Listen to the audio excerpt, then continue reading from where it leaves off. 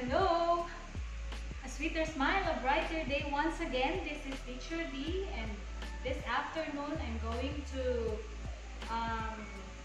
show to you the procedure on how to make banana loaf. So for this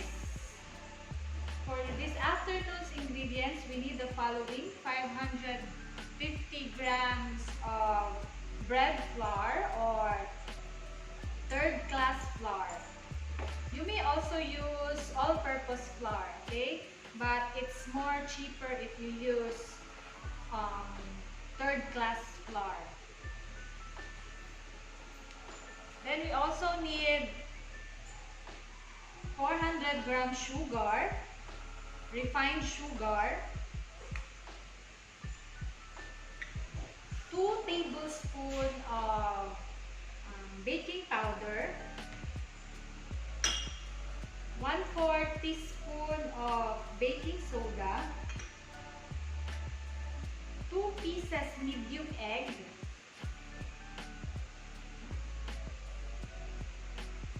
180 ml vegetable oil. We also need 33 grams milk powder, 1/2 teaspoon salt, chopped almond nuts, or anything that you wish to for your garnishing or toppings.